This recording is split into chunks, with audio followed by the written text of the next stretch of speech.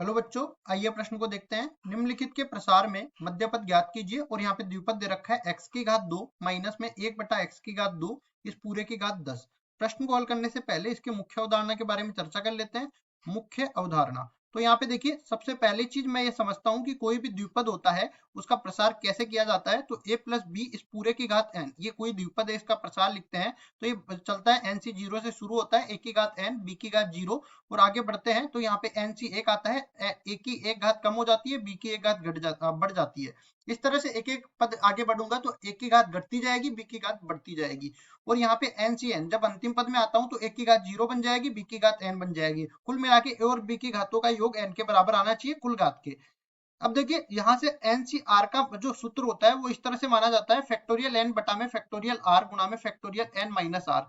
ये एनसीआर व्यक्त करता है एन वस्तुओं में से आर वस्तुओं के चयन के तरीकों को। अब देखो, मैं इसका सामान्य पद लिखना चाहूं तो ये बराबर हो जाता है एनसीआर गुणा में एक की घात एन माइनस आर गुणा में बी की घात आर के बराबर। अब आगे देखो, यहाँ से मैं इस द्विपद में मध्य पद की मैं बात करूं तो यहाँ पे आप देख सकते हो कि जब भी घात एन होती है तो उससे एक बढ़ के अपने पास पदों की संख्या आ जाती है। ठीक है, क्योंकि 0 से लेके अपने पास n तक चल रहा है तो पदों की संख्या n प्लस एक, मतलब एक ज्यादा। अब मैं बोलूं कि n का मान लो मेरे पास कोई सम संख्या आ गई तो पदों की संख्या इससे एक ज्यादा मतलब विषम संख्या आ जाएगी। तो मध्य पद केवल एक रहेगा। विषम संख्या जब भी आ जाएगी पदों की संख्या, तो मध्य पद कौन सा हो जाएगा? ये बराबर हो जाएगा n बटा 2 प्लस एकवा जो पद आएगा वो मध्य पद के बराबर आ जाएगा। इसी तरह देखो, n बराबर जब विषम अपने पास आ जाता है ना, तब मध्य पद कौन कौन से होंगे? मध्य पद, दो मध्य पद अपने पास आने वाले हैं क्योंकि पदों की संख्या सम हो रही है। तो ये बन जाएगा n प्लस एक बटा दोवा पद, एक तो मध्य पद हो जाएगा और दूसरा अपने पास n प्लस एक बटा दो प्लस एकवा पद जो होगा वो भी अपने पास मध्य पद हो जाएगा। ठीक है जी। अब देखो, एक एक करके हम लोग देख लेते हैं। पहले तो जो द्विपद है उसको लिखते हैं। द्विपद अपने पास दे रखा है एक्स स्क्वायर माइनस में एक बटा एक्स स्क्वायर इस पूरे की घात 10। यहाँ पे देखेंगे n बराबर 10 दे रखा है जो कि एक सम संख्या है। सम संख्या है इसका मतलब पदों की संख्या 11 मतलब विषम हो जाएगी, और पदों की संख्या विषम हो गई तो मध्य पद केवल एक रहेगा। और अगर मैं मध्य पद निकालना चाहूं तो ये बराबर हो जाएगा मध्य पद बराबर में 10 बटा 2 प्लस एकवा पद जो होगा वो अपने पास मध्य पद बन जाएगा।